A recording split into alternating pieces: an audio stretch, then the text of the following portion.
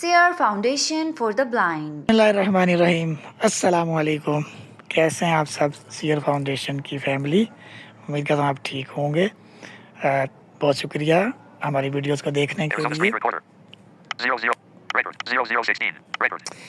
अच्छा जी, तो पिछली जो हमारी एफपीएससी की एडवर्टाइजमेंट 5 में मैंने बात की थी कि फेडरल गवर्नमेंट की जॉब्स की जो प्रिविलेजेस, पर्क्स और जो फ़वाइद उनके ऊपर बात करेंगे। तो ये आज हमारी न्यूज़ एंड हाईलाइट सीरीज़ में इन्फो वीडियो है। Info about the government in federal departments कि क्या होता है, कितना फ़ायदा प्रोविंशियल से, क्या चीज़ है। तो पहले चलते हैं हम अपनी एडवर्टाइजमेंट की तरफ। ये एडवर्टाइजमेंट है तकरीबन बहुत सारी जॉब्स एफपीएससी ने एडवर्टाइजमेंट 5 में अनाउंस की हैं, जिन पे लास्ट डेट अप्लाई करने की 24 तारीख है। कम टू द पॉइंट, बात करते हैं इसकी प्रिविलेजेस की। एक तो ये कि प्रोविंशियल गवर्नमेंट से इनके स्केल की तनख्वाह 10-15 हज़ार रुपये का फ़र्क आता है। एक जर्नल स्पेसिफिक जो डिपार्टमेंट्स हैं, जो प्राइम मिनिस्टर सेक्रेटेरिएट के अंडर हैं या फाइनेंस में हैं या फिर आपके नैब एफआईआर, उनमें और अलाउंसेस लग जाते हैं। बेसिक डिफरेंस के 8 से 10 हज़ार रुपये का पे में फ़र्क आता है, ज़्यादा होती है। इसी तरह हाउस रेंट अलाउंस एक चीज़ होती है जो कि तकरीबन सबका बराबर है, प्रोविंशियल का और फेडरल का। लेकिन फेडरल में आपको हायरिंग मिलती है। हायरिंग मीन कि जब आप फेडरल गवर्नमेंट के किसी भी महकमे में स्केल 1 से स्केल 22 तक अपॉइंट होते हैं या आप प्रमोट होके जाते हैं, तो हर स्केल के हिसाब से आपको हायरिंग मिलती है। हायरिंग को समझ लेते हैं। हायरिंग क्या चीज़ है कि आप कोई घर किराए पे लेते हैं किसी भी जगह पे, उसके बाकायदा रूल्स हैं हायरिंग के कि अगर इस्लामाबाद की टेरिटरी में लेंगे तो आपको महीने की इतनी हायरिंग मिलेगी, जो कि आपके मालिक के अकाउंट में जाएगी। वो लोग, ज़ाहिर बात है, साथ मालिक के साथ बात हुई होती है कि किराए से ऊपर जितने पैसे आएंगे वो आपको मिलेंगे। अगर जायज़ा लें तो इस टाइम इस्लामाबाद में 17वें स्केल की हायरिंग इस्लामाबाद की टेरिटरी में 76,000 है, ठीक है, और इस्लामाबाद के बाहर 55,000 है। और यही अगर आप ले जाएंगे आप 18वें स्केल में या 18वें स्केल में, तो उसकी हायरिंग 1,01,000 रुपया है। तो ये तो हो गई हायरिंग की बात। इसके अलावा फेडरल गवर्नमेंट में आपको वर्क्स डिपार्टमेंट की तरफ से अपना घर भी अलॉट हो जाता है। अगर आप घर में रहना चाहते हैं, आप चाहते हैं कि आप जो है वो हायरिंग ना लें, अपने घर में रहें, गवर्नमेंट के घर में रहें, तो आपको गवर्नमेंट हायरिंग के बजाय आपको घर अलॉट कर देती है। आप अप्लाई करते हैं, सीनियरिटी बनती है। इसके अलावा जो तीसरा बड़ा फ़ायदा, अगर आपका अपना घर है, फेडरल गवर्नमेंट में आप मुलाजिम हैं और आपका अपना घर है, तो आप उसको सेल्फ हायर करवा सकते हैं, यानी कि अपने घर में रहें और उसका किराया गवर्नमेंट से लें। बहुत सारे लोग हैं फेडरल गवर्नमेंट में जिनके अपने घर हैं और उन्होंने वो सेल्फ हायर करवाए हुए, यानी कि वो गवर्नमेंट से उनका किराया लेते हैं और गवर्नमेंट उनके स्केल के मुताबिक उनको किराया देती है। हर स्केल का चार्ट अलग है। ग्रेड 1 का किराया अलग, हायरिंग अलग है, ग्रेड 2, 3, इसी तरीके से 22 ग्रेड तक हर की जो है हायरिंग वो डिफरेंट है। तो जब आपकी हायरिंग हो जाती है तो आपका जो हाउस रेंट अलाउंस है, जो कि बहुत कम होता है, 17वें स्केल का 6700 रुपया, वो कट जाता है। तो ये एक तो इसके फ़ायदे। दूसरा, इसके ज़्यादातर डिपार्टमेंट्स, जितने भी फेडरल गवर्नमेंट के डिपार्टमेंट्स हैं, वो पूरे पाकिस्तान में फैले हुए हैं। तो आपको अपनी पसंद की जगह पे भी जो अपॉइंटमेंट मिल सकती है। फॉर एग्ज़ाम्पल, आप चाहते हैं आप लाहौर में करें काम, तो 90% डिपार्टमेंट्स ऐसे हैं जिनकी ब्रांचेस लाहौर, बाकी शहरों तक गई हुई हैं पूरे पाकिस्तान में, तो आपको वहाँ पे भी वो भेज सकते हैं। एक तो इसका ये फ़ायदा है। इसके अलावा जो भी जब भी बजट या कोई भी चीज़ आनी होती है, पहले सेंटर में आती है, सेंटर उसको करता है, सेंटर को फॉलो करते हुए प्रोविंसेस करते हैं। तो ये सबसे पहले फ़ायदा कि आपको जो भी चीज़ होगी वो सबसे पहले मिलेगी।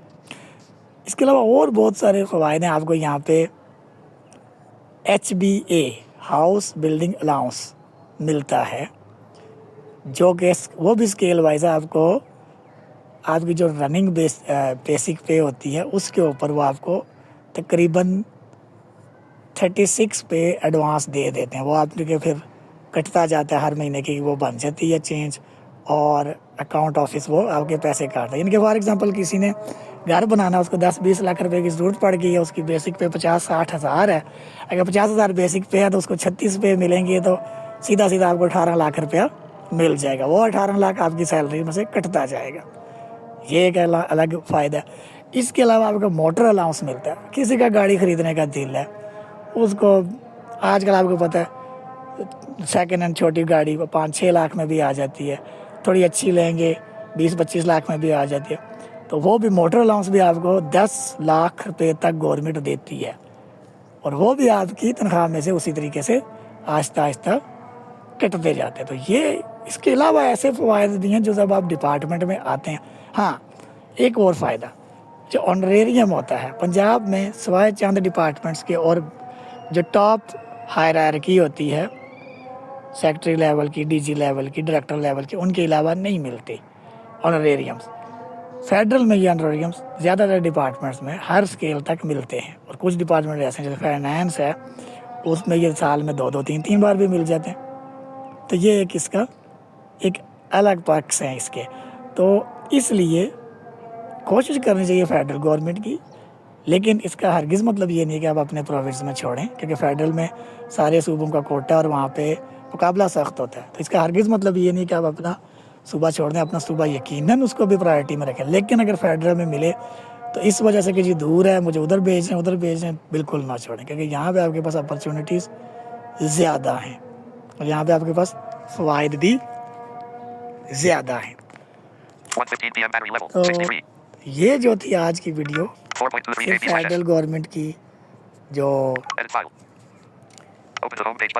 जॉब्स और उनके पर्क्स और प्रिविलेजेस और क्या फ़ायदा उनके मुतालिक थी। कुछ ऐसी चीज़ें भी हैं जो कि आप जब डिपार्टमेंट में आएंगे तो आपको मालूम होगी कि इसका तो ये भी फ़ायदा, इसका तो ये भी फ़ायदा। वो सारी बातें अभी हम यहाँ पे डिस्क्लोज़ नहीं करते, वो जब आप आएंगे तो आपने हमें आके बतानी है। तो लाजमी अप्लाई करें, ये काफ़ी सारी पोस्ट आई हैं, ख़ास तौर फीमेल के लिए। आप ये अगर देखेंगे मेरी स्क्रीन पे तो लेक्चरर की बहुत सारी पोस्ट हैं। पंजाब की 49 पोस्ट हैं, Sindh rural, Sindh urban, KP, FATA, Kashmir, उसके बाद फिर बलोचिस्तान। तो हर सूबे की तो उसने ओपन मेरिट की। देखें, आपके पास विमेन के लिए तो बहुत ही फ़ायदे की बात है। सबसे पहले आपने ओपन मेरिट पे लड़ना है। ओपन मेरिट की जो सीट्स आई हैं, ओपन मेरिट पे नहीं, ओपन मेरिट के मेरिट पे नहीं है, वहाँ से निकल के आप प्रोविंस पे लड़ो। अब प्रोविंस पे लड़ने के, प्रोविंस के ओपन मेरिट पे लड़ेंगे, वहाँ पे अगर नहीं आए 2 चांस हो गए।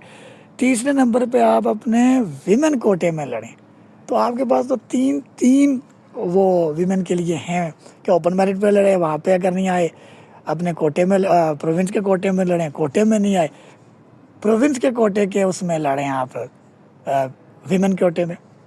तो ये बहुत ज़बरदस्त, अगर आप कैलकुलेट टारगेटेड रहेंगे और आप रिसर्च करेंगे, तो पता है ये चीज़ें पढ़ने और देखने से आती हैं, सुनी सुनाई बातों से नहीं। FPSC की वेबसाइट पे जाके देखें, एडवर्टाइजमेंट में देखें, तो वीमेन के लिए तो जॉब निकालना बहुत इजी है अगर उन्होंने पढ़ा है, क्योंकि उनके पास तो 3-3 जगहों के मौके, जैसे मैंने बता दिया, 3-3 स्टेजेस हैं उनके लिए। ओपन मेरिट नहीं, प्रोविंस ओपन मेरिट नहीं, लास्ट में आपके पास वीमेन कोटा आ जाता है। अभी जो हमारी माइनॉरिटीज़ से लोग ताल्लुक़ रखते हैं उनके लिए तो 4 हैं, खासतौर लड़कों के लिए भी और लड़कियों के लिए भी। लड़कों के लिए 3 है, लड़कियों के लिए 4। अगर कोई माइनॉरिटी से सबसे पहले ओपन मेरिट में लड़े, ओपन मेरिट में नहीं आ रहा, प्रोविंस के ओपन मेरिट में लड़े, प्रोविंस के ओपन मेरिट में नहीं आ रहा लड़का, तो फिर माइनॉरिटी में लड़े, लड़कियाँ तो प्रोविंस के वुमेन कोटे में लड़े, उसमें भी नहीं आ रही तो फिर जाके माइनॉरिटी में लड़े। तो ये तो बहुत, सिर्फ हमें पढ़ना है, पढ़े बगैर कुछ नहीं मिलना। तो ये पढ़ना कैसे है, इसके लिए आपको बहुत सारी गाइडेंस मिल जाएगी। तो वीडियो लंबी हो रही है, इन्फॉर्मेटिव वीडियो थी, इसके बारे में अपने ज़रूर हमें अपनी राय से आगाह करें, और आप हमें बताते रहें हमारे कमेंट्स में कि हमें और क्या चीज़ें लानी चाहिए, क्या इम्प्रूवमेंट्स लानी चाहिए। Thank you very much. Thanks for watching. CR Foundation is committed to find employment and entrepreneurship opportunities through research and skill development for the people with blindness. For more details, visit our website blindseer.org. blindseer.org. Email us at contact@blindseer.org. WhatsApp us at 037053078085.